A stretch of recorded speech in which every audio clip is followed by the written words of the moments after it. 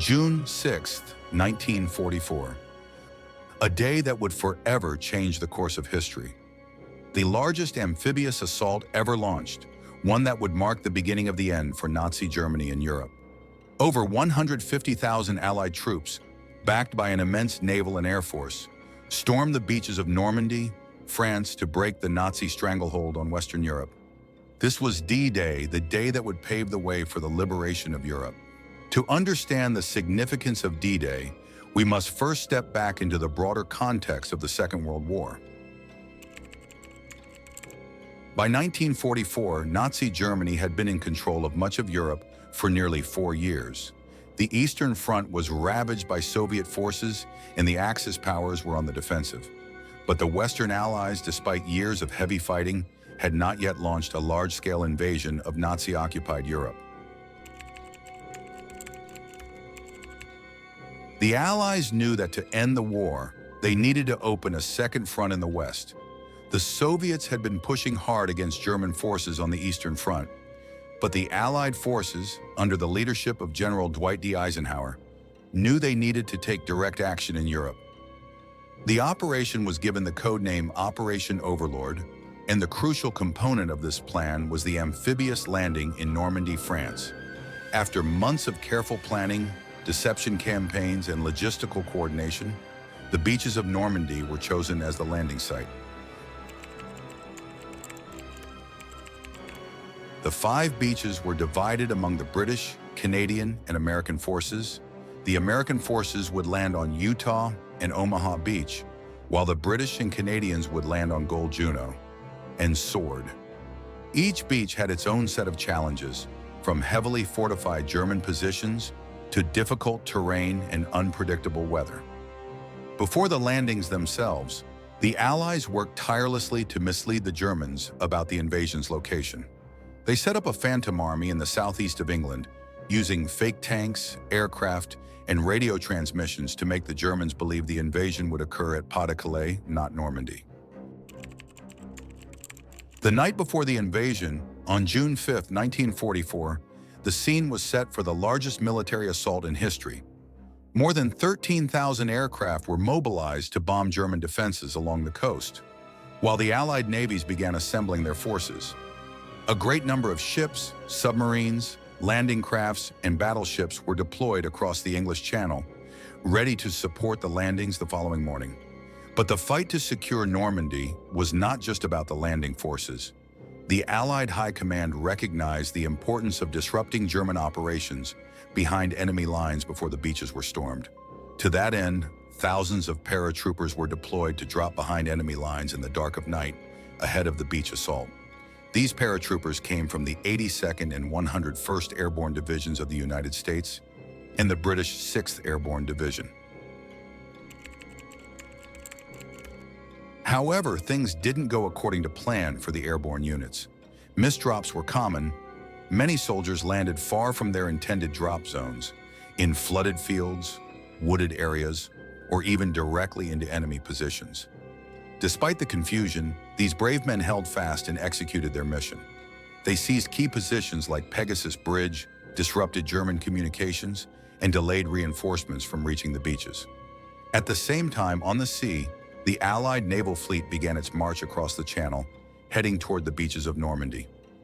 Over 5,000 ships, carrying tens of thousands of soldiers, tanks, artillery, and supplies, made their way through stormy seas, hoping to arrive in time to support the landings.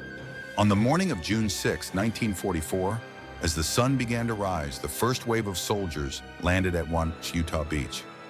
The soldiers who landed here were part of the 4th Infantry Division, and their mission was to establish a foothold on the beach, clear obstacles, and link up with airborne troops who had landed behind enemy lines.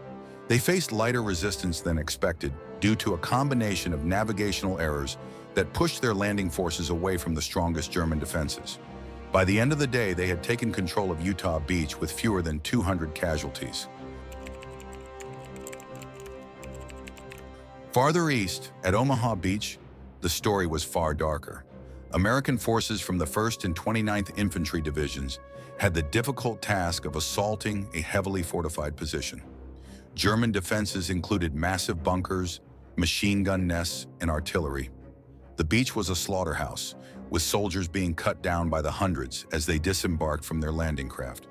The first wave was decimated, but more waves followed. Despite the massive loss of life, over 2,000 men were killed or wounded. The Americans gradually advanced, and assisted by naval gunfire and air support.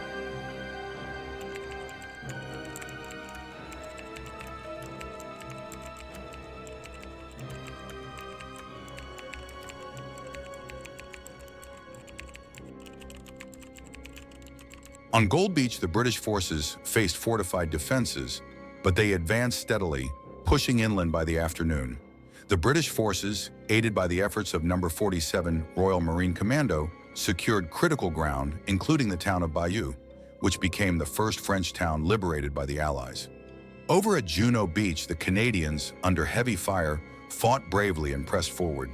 Despite suffering significant casualties, they pushed farther inland than any other forces, securing strategic locations that would be critical for the continuation of the offensive. Finally, at Sword Beach, the British were able to link up with the paratroopers who had dropped behind German lines. German counterattacks were quickly thwarted, but the beach was not fully secured until later that afternoon.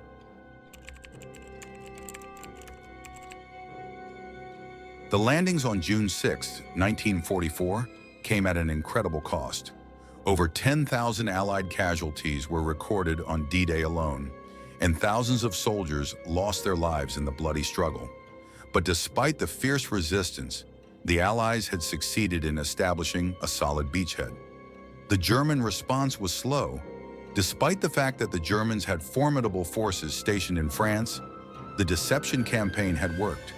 Hitler believed the main invasion would occur at Pas de Calais,